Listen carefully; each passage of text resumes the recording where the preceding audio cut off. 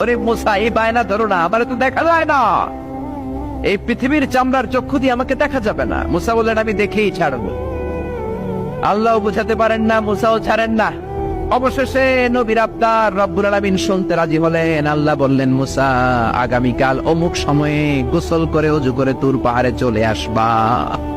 তুমি যখন দেখতেই চাও, আগামীকাল তুর পাহাড়ে চলে এসো। সাইয়েদনা মুসা আলাইহিস সালাম তুর পাহাড়ে চলে এসেছেন, কারণ ওনার ফিলিংস আমাদের ফিলিংস একরকম নয়। আমরা কি আল্লাহর কথা শুনি? জোরে বলেন। কিন্তু ওয়া কাল্লামাল্লাহু মূসা তাকলিমা, উনি আল্লাহর কথা শুনতেন। তো ওনার চিন্তা হচ্ছে, যার কথাটা এত সুন্দর, না জানি উনি দেখতে কত। সুবহানাল্লাহ বলবেন না? আল্লাহ বললেন, মূসা আগামীকাল আসো, তুর পাহাড়ে আসো। সাইয়েদনা মুসা আলাইহিস সালাম তুর পাহাড়ের উপর চলে গেলেন। আল্লাহ বললেন, মুসা, এটা যেন তেন কোনো খেলা না।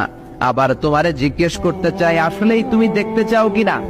মুসা আলাইহিস সালামের এক কথা এক দাবি, দেখতে চাই। এক কথা এক দাবি, সেটা কি? আমি দেখতে চাই খোদা, আমি দেখতে চাই আপনাকে। আল্লাহ বললেন, মুসা, এটা সাধারণ খেলা নয়, এটা বিপিএল এর খেলা নয়, এটা আইসিসি নয়, এটা ফিফার খেলা নয়, এটা মুসার সাথে বিশ্ব গভর্নমেন্টের খেলা, ঠিক কিনা? এটা সাধারণ খেলা না, it's a very dangerous game. তুমি যদি স্টার্ট করো, you have to go until the last moment, শেষ পর্যন্ত তোমাকে যেতে হবে, ঠিক কিনা? মুসা আলাইহিস সালাম এক পায়ে খাড়া। সাইয়েদনা মুসা বললেন, আমি রাজি। আল্লাহ বললেন, ওকে, তাহলে খেলা শুরু করে দিলাম। ও মুসা, তুমি দাঁড়িয়ে থাকো, খেলা এখন শুরু হয়ে যাবে। রব্বুল আলামিন মুসা আলাইহিস সালামের চারিদিকে অন্ধকার করে দিলেন। কি করে দিলেন? চারিদিকে 4 ফারসাক এলাকা, 1 ফারসাকে 12 মাইল, 4 ফারসাকে অনেক লম্বা একটা জায়গা, 3 × 36 কিলোমিটার জায়গা আল্লাহ অন্ধকার করে দিলেন। খুটখুটে অন্ধকার, এত অন্ধকার সাইয়েদনা মুসা আলাইহিস সালাম নিজের হাতটাও নিজে দেখে না।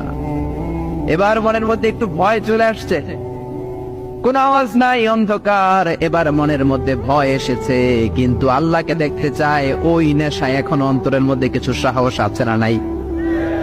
সাহস নিয়ে দাঁড়িয়ে আছে। এবার আল্লাহ চারিদিকে আলোকিত করে দিলেন। এবার বললেন, মুসা, আরো কিছু কাজ আছে।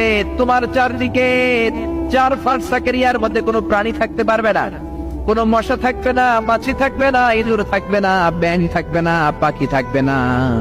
সবগুলো পশু আর প্রাণীকে বললেন, আল্লাহ বললেন, তোমরা বাইরে চলে যাও, বাউন্ডারির বাইরে চলে যাও। বাংলাদেশের সাথে ইন্ডিয়ার খেলা, আপনারা দর্শক মাঠে ঢুকতে পারবেন? বলেন, ঢুকলে খেলা হবে? খেলাইটা হবে।